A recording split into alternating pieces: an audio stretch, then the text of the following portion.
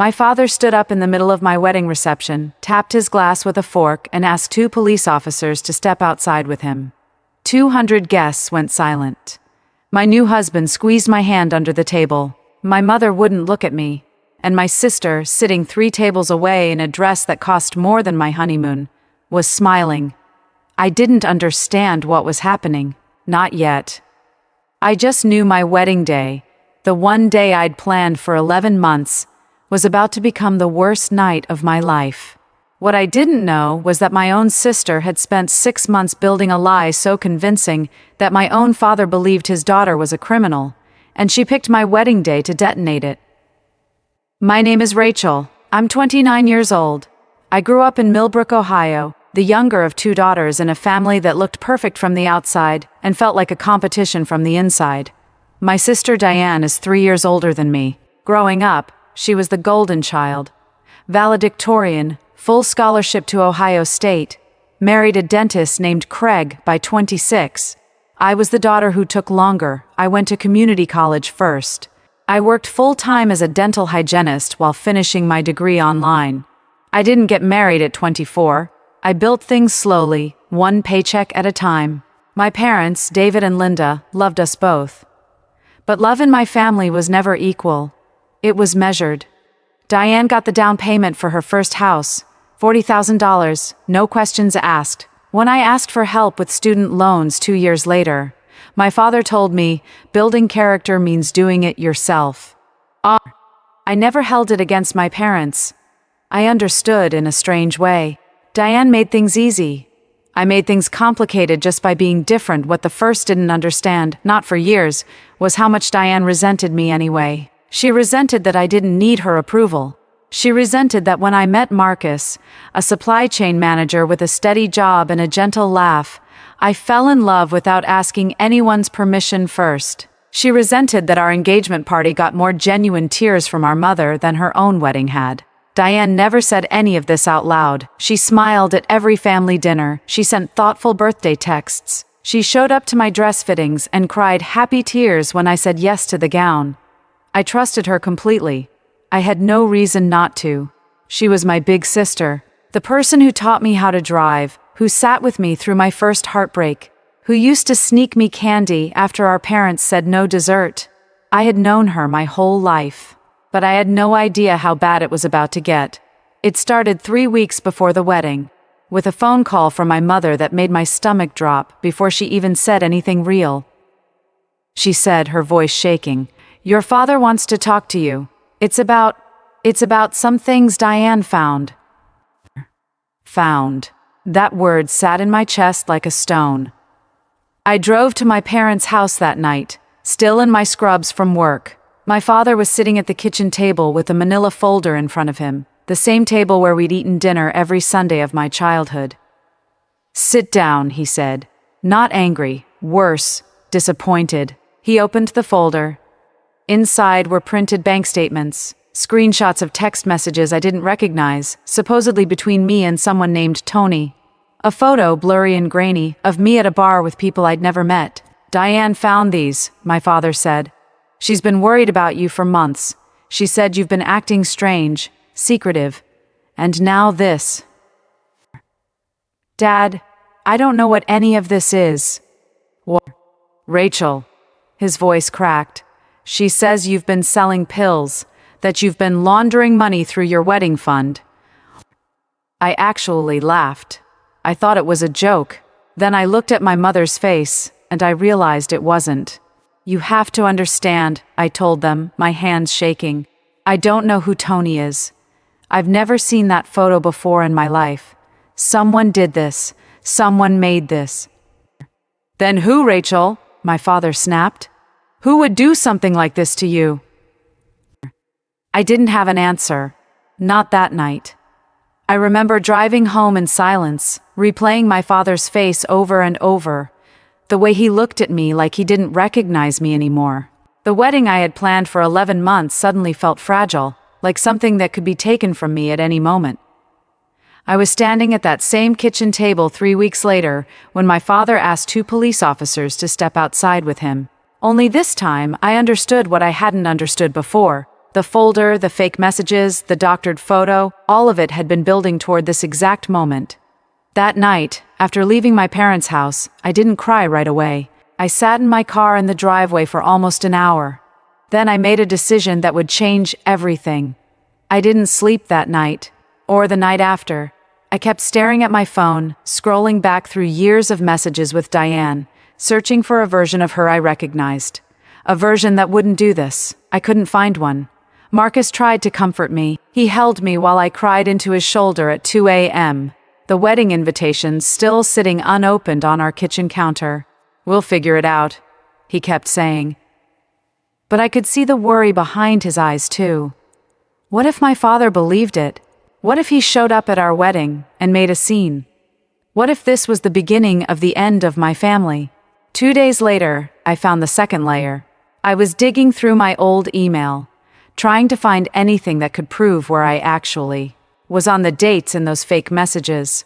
When I found something I wasn't looking for. An email chain. Forwarded, then forwarded again, then deleted from Diane's sent folder, except I still had a copy because she'd accidentally CC'd me on the very first draft months earlier, back before she fixed her mistake. The email was addressed to a private investigator. Diane hadn't just found evidence. She had paid someone $2,800 to fabricate it. Sat on my bathroom floor at 3 a.m. and read that email 7 times. My own sister.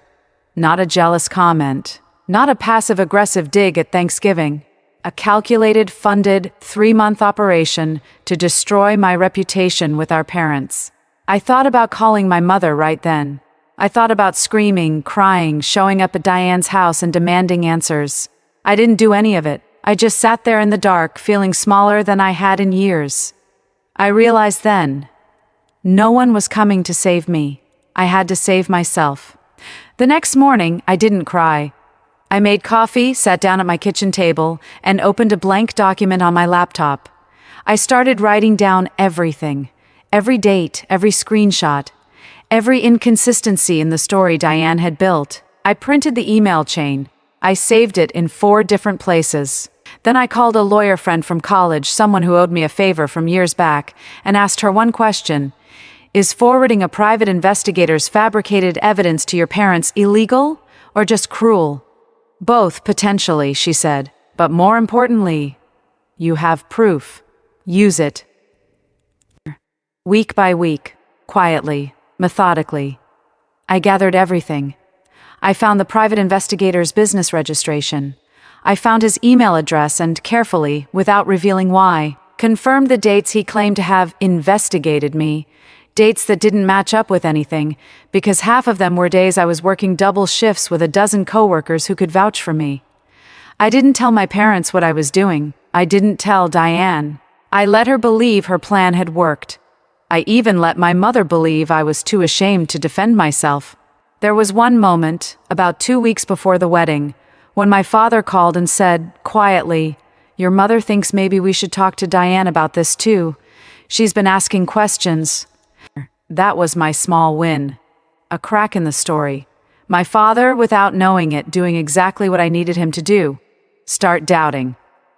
I said nothing. I just kept building my case. They had no idea what was coming. The reception hall was warm with string lights and the smell of white roses when my father stood up and tapped his glass with a fork. "I need a moment," he said, his voice tight. "There's something I have to address, and I know this isn't the time, but I can't sit here anymore without saying it." My stomach dropped exactly the way it had 3 weeks earlier in that kitchen. "Rachel," he said, looking at me, "your sister brought serious concerns to us about your activities, and I invited 2 officers here tonight, off duty as a precaution, in case this needed to become something more formal." The room was dead silent. 200 guests, forks frozen mid-air. I stood up. My hands weren't shaking anymore. "Dad," I said, "before you say anything else, can I show you something?" I nodded to Marcus, who walked to the head table and handed my father a folder. Inside was everything. The email chain, the private investigator's business license, bank records proving I'd never made a single unusual transaction in my life, and a signed statement, because I had, in fact, tracked him down, from the private investigator himself, admitting Diane had paid him $2,800 to fabricate messages and photos. My father's face changed as he read it, page by page, line by line. "Diane?" he said without looking up. "Explain this." My sister's smile was gone. "Dad, I was just trying to protect the family." "You paid someone to fake evidence against your own sister," my father said, his voice rising for the first time in my memory. "On her wedding day, in front of everyone." And then the room went completely silent. Not the silence of 200 guests waiting for police officers to walk outside with an accused woman. A different silence. The silence of 200 people realizing the accused woman was innocent, and the accuser was standing 3 tables away in a $600 dress, out of excuses. My mother started crying. Not for me this time. She walked toward Diane, then stopped, like she didn't recognize her own daughter. I remember standing at that microphone, in my wedding dress, holding a folder that had taken me 3 weeks to build in secret. I remember thinking about that first night at the kitchen table, when my father asked who would do something like this to me, and I hadn't had an answer. Now everyone in that room had the answer. Diane left the reception before dessert was served. My parents didn't stop her. It's been 8 months since my wedding. Diane and I haven't spoken since that night. My mother has tried, gently, to open a conversation between us, but I've told her I'm not ready, and I'm not sure I ever will be. My father apologized to me 3 separate times that week. Really apologized. The kind where he couldn't look me in the eye while he said it. I've forgiven him. He was lied to by someone he trusted just as much as I was. Marcus and I are settled into our new house now. Some mornings I still think about that folder, about all those quiet weeks of building a case no one knew I was building. I don't feel triumphant when I think about it. I feel something quieter than that. I didn't get an apology from Diane. I never will, probably. But I got something better. I got the truth, out in the open, where everyone could see it. Some doors close so the right ones can open.